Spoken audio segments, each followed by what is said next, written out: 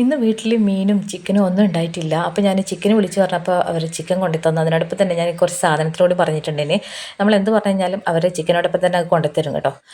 അപ്പോൾ ഇത് സ്ഥിരമായിട്ട് ഞാൻ ഇവരുടെ അടുത്ത് മാക്സി മേടിക്കുക. അപ്പോൾ ഇവരെ ഞാൻ വിളിച്ച് പറഞ്ഞതാണ്. അപ്പോൾ വീട്ടിൽ വരും മാക്സിയും കൊണ്ട്. അപ്പോൾ നമുക്ക് ഇഷ്ടമുള്ള മാക്സി, നമുക്ക് ഇഷ്ടമുള്ള കളറൊക്കെ പറഞ്ഞു കഴിഞ്ഞാൽ അവർ കൊണ്ടുത്തരും. അപ്പോൾ ഞാൻ മാക്സി ഒന്ന് മേടിച്ചു. ഉപ്പിയാസ് മാക്സിയൊക്കെ എടുത്തു തന്നിട്ടുണ്ട്. എന്നാലിപ്പോൾ ഞാൻ എൻ്റെ വക ഒരു മാക്സി എടുത്തു.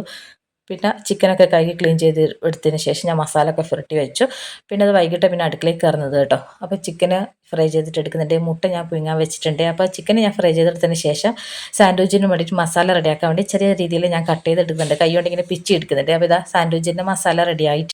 ചപ്പാത്തിയും ചിക്കൻ ഫ്രൈയാണ് ഞാൻ ഉണ്ടാക്കുന്നത്. അപ്പോൾ ചിക്കൻ ഫ്രൈക്ക് വേണ്ടിയിട്ട് ഉള്ളിയും തക്കാളിയും ഒക്കെ വാട്ടിയെടുക്കുന്നുണ്ട്. അപ്പോൾ അതിനിടയിൽ ഞാൻ മുട്ട ഫ്രൈ ചെയ്തിട്ട് എടുക്കുന്നുണ്ട്. മോള് വിളിച്ചോണ്ട് ഉമ്മാക്കൊന്ന് കാണണം. നമ്മൾ എന്തേ മോളെ ഇതാ മുറ്റത്ത് കുരങ്ങന്മാരുണ്ട്, ഉമ്മാക്ക് കണ്ണിക്കിട്ട് വേഗം വന്നു പറഞ്ഞു. അപ്പോൾ ഞാൻ കുറച്ച് നേരം കുരങ്ങനെ നോക്കി നിന്ന് കേട്ടോ. അടുക്കള മുറ്റത്താണ് കുരങ്ങന്മാർ വന്നിട്ടുള്ളത്. 6 മണിക്കാണ് പിന്നെ ഞാൻ ഈ ചപ്പാത്തി ഉണ്ടാക്കുന്നത്. ചൂടോടെ തന്നെ ഉണ്ടാക്കാമെന്ന് വിചാരിച്ചിട്ടാണ് ലേറ്റാക്കി എടുത്തത്. പിന്നെ സാൻഡ്വിച്ച് ഉണ്ടാക്കുന്നേരം അത് മയോണൈസും ടൊമാറ്റോ സോസും ഒക്കെ ഇട്ടതിന് ശേഷം സാൻഡ്വിച്ചിൻ്റെ മസാലയും കൂടി വെച്ച് കൊടുത്തു. പിന്നെ വേറൊരു ബ്രെഡും കൂടി എടുത്ത് അതിൽ കവർ ചെയ്ത് വെച്ച് കൊടുത്തു.